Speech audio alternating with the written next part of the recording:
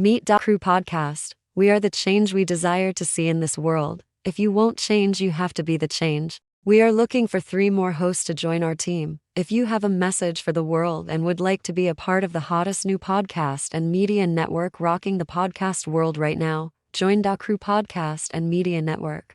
Looking for a little exposure? Allow IHEART Enterprises the opportunity to share your brand around the world. We will work with you to develop a package that fits your budget. Contact IHEART via email and schedule a consultation. Crewpodcast 2003@gmail.com. We are the change we desire to see. Are you tired of the burden of past financial mistakes weighing you down? Look no further than BHG Credit Solutions, the industry leader in credit repair. We understand the challenges you face: charge-offs, late payments, bankruptcy, and those daunting student loans, but don't let them define your financial future. Here at BHG Credit Solutions, we've got your back. Our team of dedicated professionals specializes in turning credit adversity into opportunity.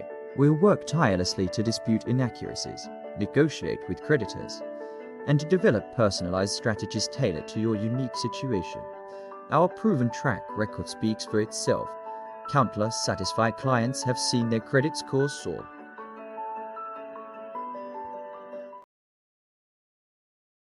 I survived being shot point blank range with a sawed-off shotgun. Join me and share your story of survival. Only $33.33. Book drops in October.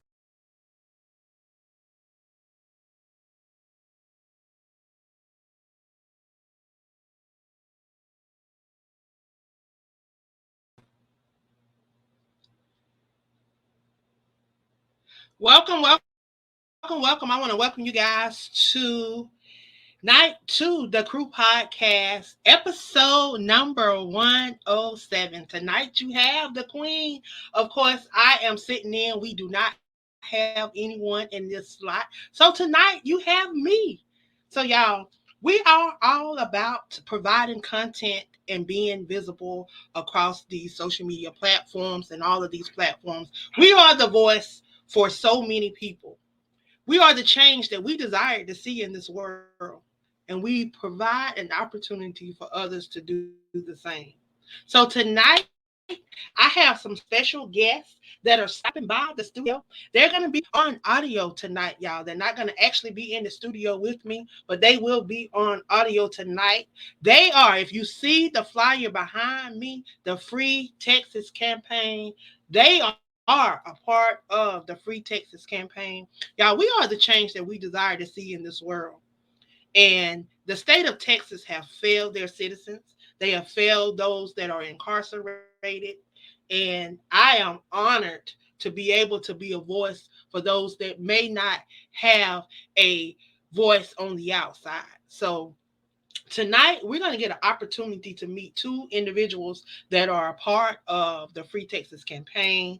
They are incarcerated in the state of Texas, and they're going to be sharing their stories, their perspectives, whatever it is that is laid on their heart tonight to share. I'm just being an outlet for them to be able to share on tonight. So tonight, we have, if you would, please state your name and tell the listeners just a little bit about you. Well, tonight, my name is Casey Woodard. I'm currently incarcerated in the state of Texas. I'm originally from San Antonio, Texas.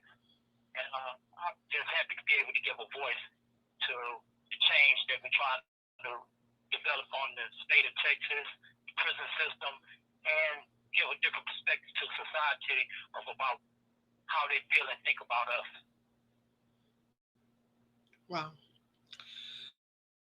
So if you would, a lot of people like to know,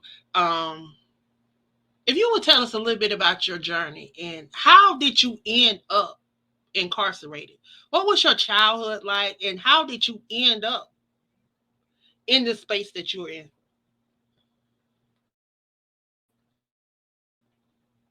Well, I had a very good childhood. Loving mother. Let me rephrase that. My childhood was good as far as what my mother provided me. My mother, she basically was my father and my mother. My father was an abusive man. He abused my mother, and that kind of had an effect on my life in a sense of not having a father figure in my life. And society, where I grew up in the projects in San Antonio and the East Terrace, I was a part of what the influences that I was raised around. So in turn, that gave me a negative outlook on how not having a father was in my life, and looking to individuals that's trying to fill that void that was missing out of my life. And it was a journey. It was a journey. The individuals that I hung around, it influenced me to the point where I was angry. I was mad. I was missing something in my life. I didn't want the same thing that other people had. For as how you see individuals with the money and all that, all I was looking for is love.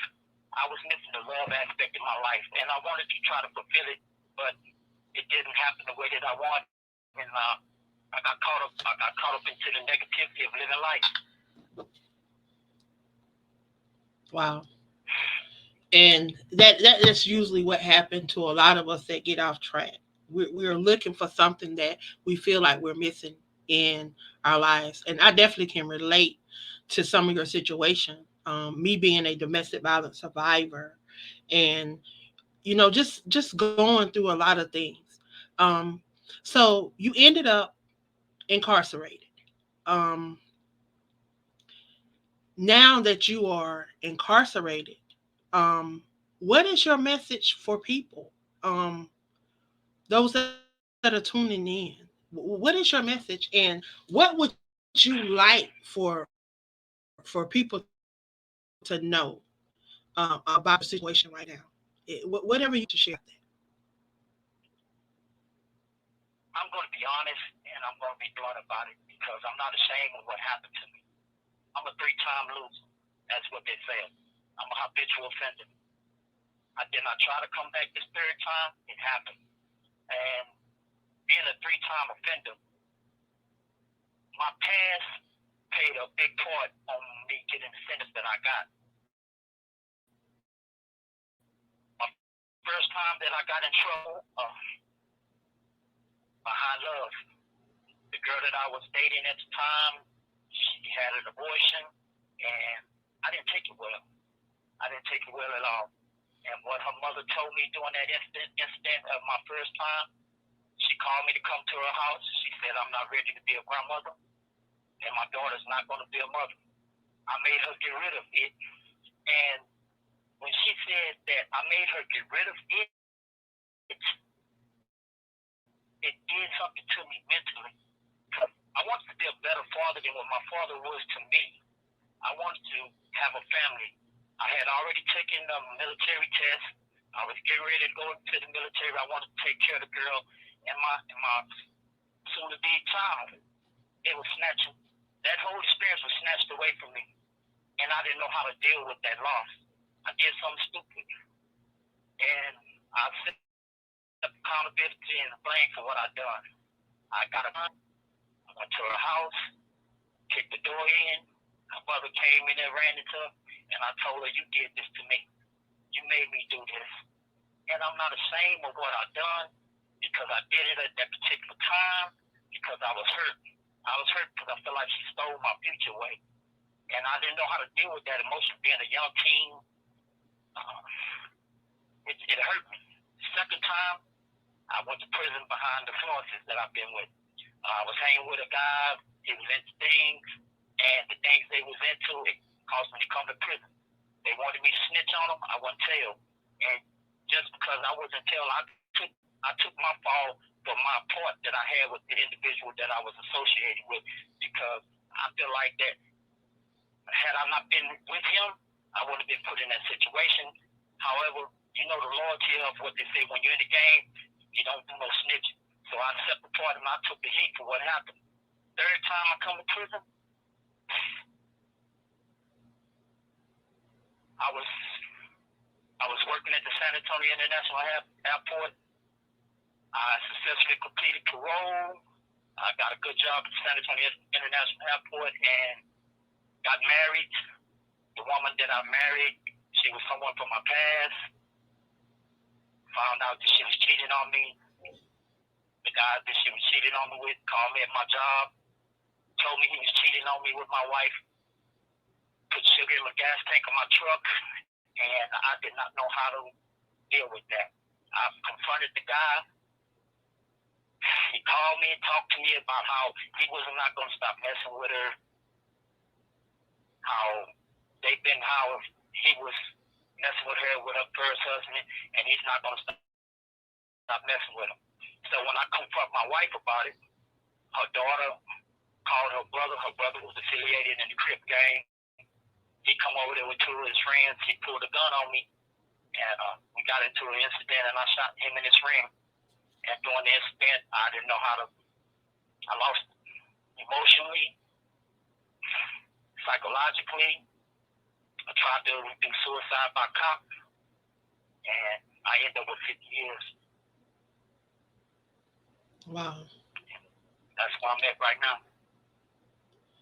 So what is your message? It's a hard battle. So what is your message for those that are listening this evening? What would you, if you could do it over again, what would be your message to the people on today? I had a choice and decision on to walk away. However, I got confrontation with the incident. And sometimes you just got to follow the first instinct. But if they tell you to leave, leave. It's going to come into your mind because you know the right from wrong. But at the time, my emotions got into it, and I fell victim to my own self. I allowed my emotions to dictate my actions, and I chose, and I'm accountable for that right now, and I accept responsibility for it because I could have walked away, but I didn't. But like I say, that's a choice and decision that you make when you're doing the things that you do in order to get in trouble. Now, it's the other side of it, Miss Angela. Was the court system fair to me and going through that system? No, they wasn't. That's a whole different role right there. Because I can accept accountability for my faults. But when you come to try to take me to trial, y'all did everything that y'all could to get the conviction, and y'all cheat. They cheated me out of getting a fair representation in the courtroom. And that's the other side of the story when it comes to this Free Texas campaign. Because you don't know when you don't know how the DA, the judge, the court-appointed attorney, and the process that they do, and they're aligned all together for one agenda, and that's to convict you. And they'll do whatever they can to cheat in those matters. But in the same token, I'm not saying that I'm innocent. I know my part in the matter, and I take accountability. But the court system is not fair. They corrupt. The San Antonio court system in Bexar County, Texas. They're not fair. They're not fair with the individuals, especially men of color. They're not. And I can hear the remorse in your voice, and I can tell that you feel bad for what you've done, and you're sorry for what you've done. But we can't take that back, nor are we trying to take it back. But what would you like for people to know about this court system and how they can help assist?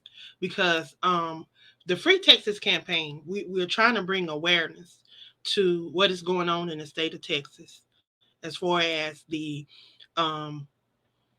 bias when it comes to the jury selection. I've been told that there have been so many cases where there have been all white juries or all Hispanic juries, and that's not fair, because in the I forget the ruling, but it came out of Kentucky that there's not supposed to be a all one way jury, and that is a law. At least it is in Kentucky.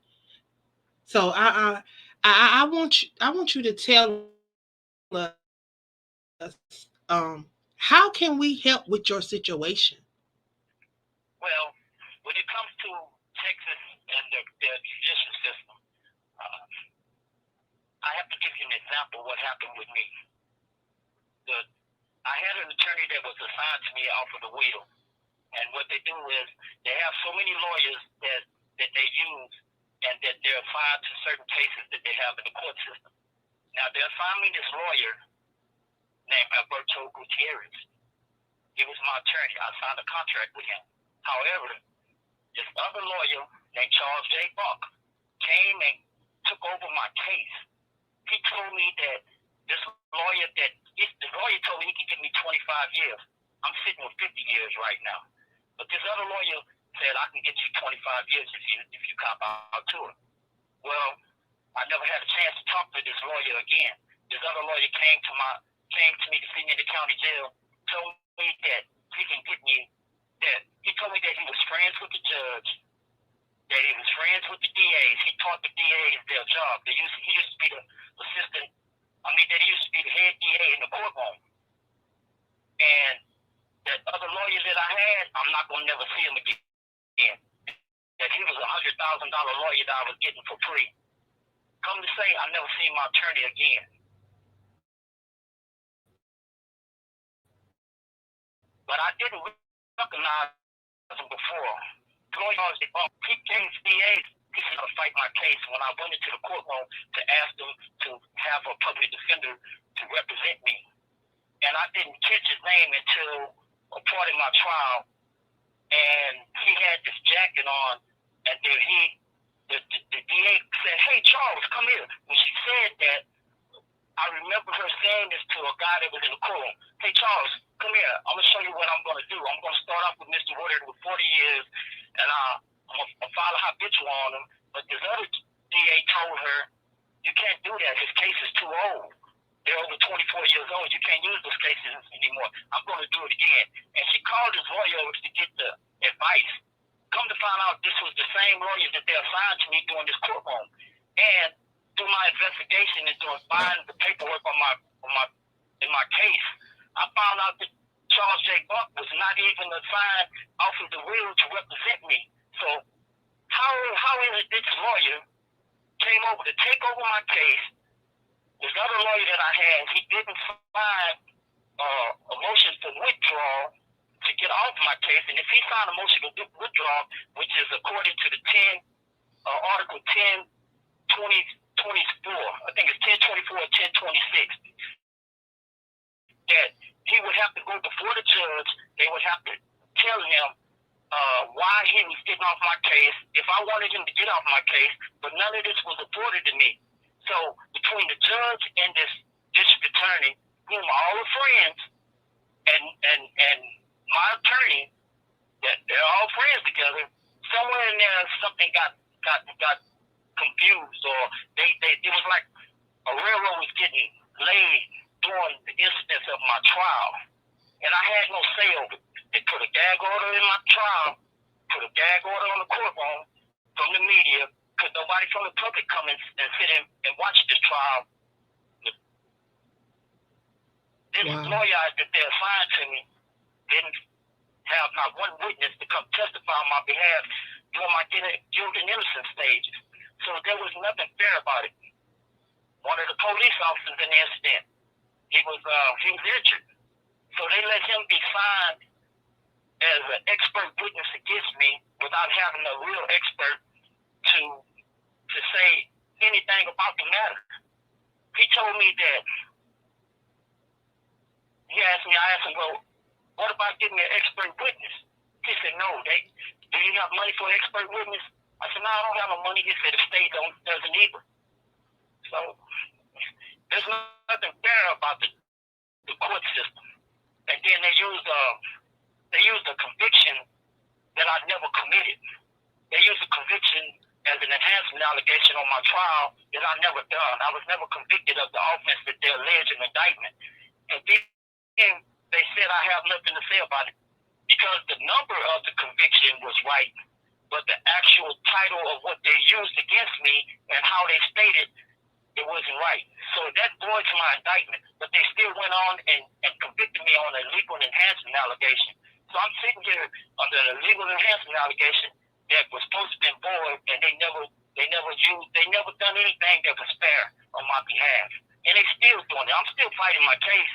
I'm still fighting everything about it. Wow. How long have you been incarcerated now? How long have you been incarcerated now? I've been incarcerated for 13 years now. And you were given a 50-year sentence?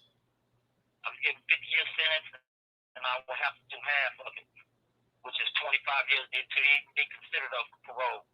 But had they not used that illegal enhancement allegation that they used, I would have 25 years. I'd have been up for parole already. Wow. I would have been up for parole, and all that part of the justice system, or me being able to plea bargain for the 25 years was snatched away from me when this other lawyer came and took over my case. And according to the bar association, he was not supposed to even interfere with me from the other attorney that they had. He shouldn't even been able to talk to me, but he did it anyway. So I'm wondering, how is it that they allow something illegal to happen, then when you make a complaint about it, it seems like the court system all aligned to allow them to continue the wrongdoings that they do in the courtroom without really giving any kind of punishment to them. It's like they all went to the same schools, they all go to the same clubs, they all are part of the same operation, but they steady doing the same thing. And if you don't know anything about the legal system and you're not even aware of how the process go, they saying ignorance is 9/10 of the law. So if I don't understand how the legal process go, and I'm supposed to trust this attorney who was making background deals with the prosecutor in order to make sure that I'm convicted, because at that particular time I'm facing seven convictions. I'm facing 7 convictions. So, and they didn't use what they call is a violation of the Carver doctrine. Now, what they're supposed to be doing, they're supposed to elect what they want to try me on, but they took that process away from me. They did what you call a scattergun effect or a sawed-off shotgun effect. They put all those convictions on me, and then just made it to where the jury would have to decide which one. And that it's not fair to the jury. It wasn't fair to me. You took something away from me and didn't allow me the proper means to defend myself. And how am I going to defend myself if I got a lawyer who hired an investigator, who didn't do the job, who was combative on anything that I tried to do, who helped the jury, helped the DAs to do the jury charges, to help them to do everything against me, and then when I question him about it, he tell the bailiff, and the bailiff take me out of in the back while they doing their little operation to try to make sure that I get convicted. And this was this a paid lawyer? This was a paid lawyer, or this was a public defender? It was a public defender. Yeah, I always say that the public defenders, they supposed to be for the public, but I always say they work for the prosecutor too. That's what I always say. I always have said that their job is to get the conviction too, I believe. And it's to help them to get a conviction. I truly have believed that in every case that I've seen. And I've always told people, if you can afford a lawyer, do not get a public defender. But now that you're in this situation, is there, I hear you say you've been fighting for your case. You've been fighting since you've been behind bars for these last 12 years. Is there anything that people on the outside can do to try to help? Because I know that there's been a lot of people that I've come across in the state of Texas that's incarcerated that just don't have a voice on the outside. So when anytime you're incarcerated and they feel like you don't have a voice on the outside, they truly try to take advantage, and they will try to deny you of this and deny you of that. But how can people that may hear this, that are tuned in now and may hear this, because this will be shared across all of our social media platforms, all of our platforms that we are connected to, we're going to be sharing this. So would be your message to people that are free and can help and assist? What would you like to tell that person today that may hear this? We need help. I need help. But I look at everyone that's been put in these type of situations. The public should not be able to be ostracized out of the venue of to seeing what the justice system is about. They should be able to be a part of that. They should be able to see that. And what they did to me, they blocked totally out of sense because they knew they was about to do me wrong. Now, what I need now, I need support. I need somebody to call the congressman, to call the court system, to let them know that these things are happening. Because right now, I don't understand how you can file writs and fight these cases, but your writs are not being heard properly because you don't have a lawyer to represent you. It's like a pro se litigant don't have any type of fight. They don't have any type of fight for themselves. And I just appreciate anyone that will look into my affairs. My name is Casey Woodard. My TDC number is 168-3459. And I'm not ashamed about anybody looking up my case or seeing anything about me. Can you repeat that again? Can you repeat that again for those that are tuned in or those that will hear this so they can have it clearly? It's Casey Woodard with K, and my TDC number is 168-3459. And I appreciate the opportunity that you have given me on your platform and to speak with everyone. Well, I thank you for your willingness to share your story. I tell you, this is truly sad, and I thank those that are commenting. Thank you, Latanya. And I always say, hold on. God will make a way. He will make a way, no matter what it looked like in the natural to us. We have to understand that God is always working in behind the scene, and then sometimes we go through things because we have to be that voice so that we can expose what's going on. No, sometimes we don't want to be that one that go through it, but sometimes we have to be that one that go through it and do it so that we can help somebody else, because this is not just happening to 1, 2, 3 people. I listen to these young men, y'all, and they talk about 25, 30, 40 people on their unit that is experiencing the same thing. So I am so like, this thing just got me. So I am in the process, along with these individuals, and y'all are going to hear them come on. They'll be coming on often, and some of you that follow me on my Monday morning motivational show, they have been coming on. Some of them have been coming on my Monday morning motivational show and sharing their stories and their journeys. You have individuals that have been incarcerated 22 years. You have individuals that's been incarcerated over 30 years. You have individuals that are they are juveniles when they go in, and you talking about stacking. They stack their charges, and you talking to us that have 150-year sentences and 99-year sentences and 60-year sentences.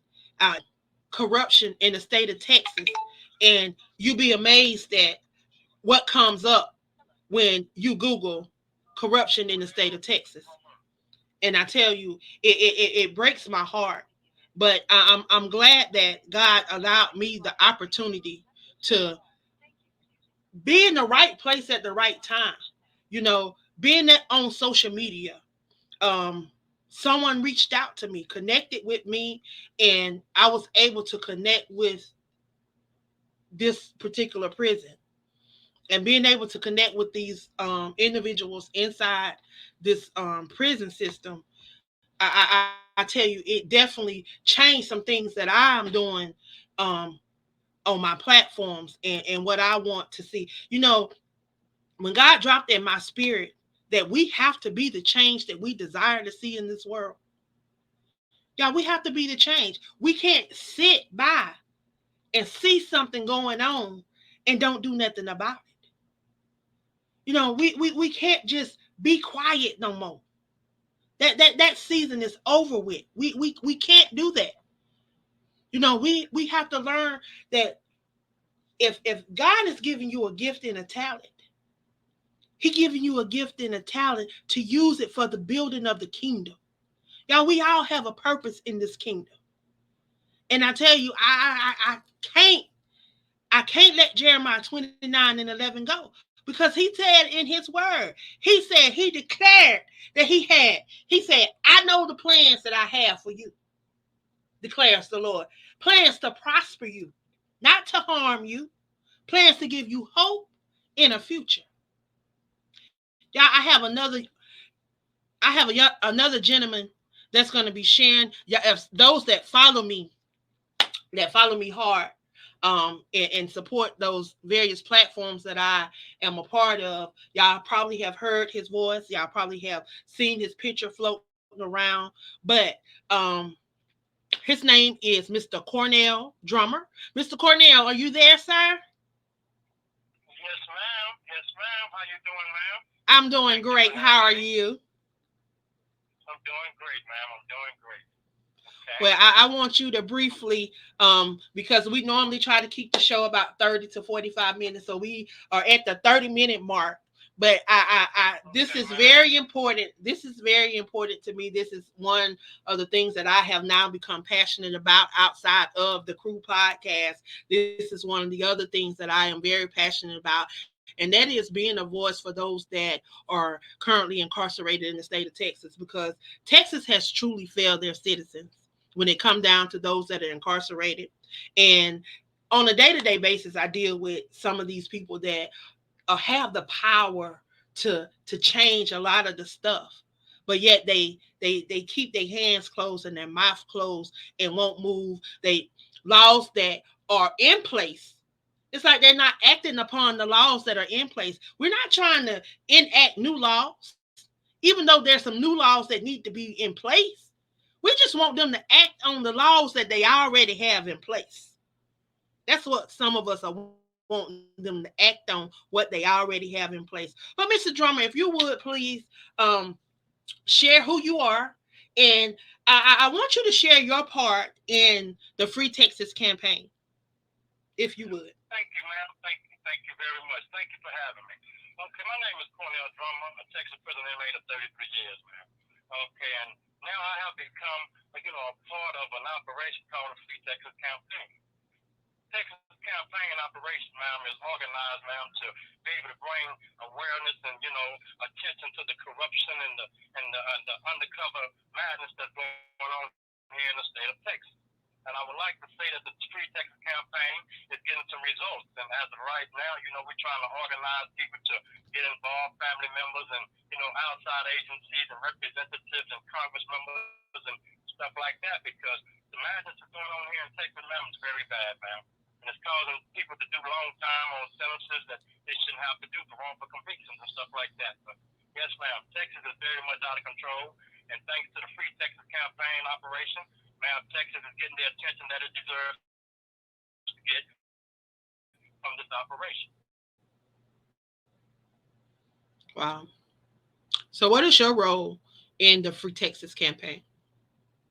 As of right now, ma'am, I'm trying to organize individual inmates institutionally, ma'am, to be able to come and be a part of this platform, ma'am, so that we can all be up under one accord, one umbrella, and to be able to address the issues about Texas itself, about mental health, about drug awareness, about, depression, of rehabilitation, reintegration, and to bring petitions for lawmakers to be able to, enact laws, not only to enact laws, but to be able to review the laws that are already passed in this state that can help other people, receive shorter sentences. Like the juvenile bill, the second look bill. These juveniles are doing too much time on a sentence. When they was a juvenile, they have no room for rehabilitation because our system don't recognize rehabilitation. These kids came in at age 12 years old and have to do 20, 30, 40 years of their lives without having any opportunity for freedom. And our state of Texas is not recognizing that. Okay, you got guys in here got 25, 35 years, and they're having to do 18 to 20 years on a 25, 30-year sentence. This is unheard of. Our Texas Board of Parole is very sad because they deny people parole up to 15 to 20 times for just a reason they can't change the nature of your offense. So with that being said, Free Texas Campaign is an operation right now, ma'am, that we're trying to bring awareness to the public about these type of issues that needs to be addressed by our lawmakers, ma'am. So for those that are tuned in and those that are listening, what would be your message to them and how they could assist you guys? Well, ma'am, first of all, ma'am, what we're trying to do, ma'am, is to get somebody's attention from the outside, ma'am, to support us and to be able to address our lawmakers, our state representatives, and our Texas senators. We've got Free Texas Campaign and Gmail. Okay, if anybody wants to support us, they can go to Free Texas Campaign and Gmail, and they can log on and they can read a few of our stories or whatever. That way, they can get familiar with what we're trying to address here in the state of Texas. And if possible, to get in touch with the crew podcast. Because she's been basically one of the ones who's been actually giving us the platform that we need out of the Free Texas Campaign to address these issues. And we appreciate you very much, ma'am, for what you have done with us, because we need that. We don't have these type of platforms down here to address these issues. So, with that being said, man, we hope that the public, get involved in what we're trying to do and to address our lawmakers and, see if they would be willing to, change laws or to enact the laws that they already have in place for us to give us some type of relief, man. Well, I definitely thank you for stopping by and sharing with us. How can individuals support what you're doing? Mr. KC, he gave us his TDC number. Would you like to share your TDC number in case anyone would like to address the courts, address anybody, write letters, or do anything on your behalf? Would you like to give out your information as well? Well, yes, ma'am. My TDC number is 619-316. 619-316. My name is Cornell Jackie Drummer. I've been incarcerated for 33 years for a murder case and a drug conviction, and they ran it consecutive. So with that, this is where I get 154 years at, because they ran it consecutive. Okay, I've been up for parole 3 times already and been denied parole 3 times after doing 28 years. I'm under what we call a low risk factor, but still the parole board is denying us parole, even under a low risk factor. So with that being said, all we have to do down here is depend on the parole board, or law enforcement, DAs and judges. So with that being said, ma'am, all I can do is hope to make parole, or hope to get some type of support from the outside to bring awareness to our cases. But my TDC number, ma'am, is 619-316. My name is Cornell Jackie Drummer. Well, again, I thank you for stopping by and sharing with us on tonight. I want to thank those that have tuned in, those that have commented, those that have shared this. And if you would, please share this in your circle of influence. I tell you that it's definitely heartbreaking to me to see that this is taking place and that these people have been railroaded and they have been overly and wrongfully incarcerated, and the state of Texas is doing nothing about it. And they're just sitting with their mouth closed and their hands folded and acting like it's okay. But I am here to tell you and to serve the state of Texas notice to be on the lookout, because we are the change that we desire to see in this world, and we won't be quiet. Y'all, I thank you for tuning in on tonight. You have been tuned in to the Queen. I am Angela Thomas Smith. I am the visionary of the Crew Podcast, one of the 3 co-owners of the podcast. I am the A in HTA Enterprises. And again, I thank you guys for all of your support. Again, if this message have resonated to you in some way, I want you to share this in your circle of influence. And if you have any way that you can assist them, if you know a lawyer, if you know an activist, if you know someone that acts in this line and would be a support system to them, please refer them to them, or you can refer them to me and I can tell you how to get in contact with them. Again, I am one of the co-founders of the Free Texas campaign. I truly believe in what is taking place and what is going on. So I tell y'all, look forward to seeing a lot of noise being made by the Free Texas campaign, because y'all know I don't be quiet. So, hey, thank you guys for tuning in. I love you, and I thank you for all of your support on behalf of the Crew Podcast. Again, this is episode 107, and I am the queen of collaborations. I am Angela Thomas, and I thank you guys. Y'all have a great night.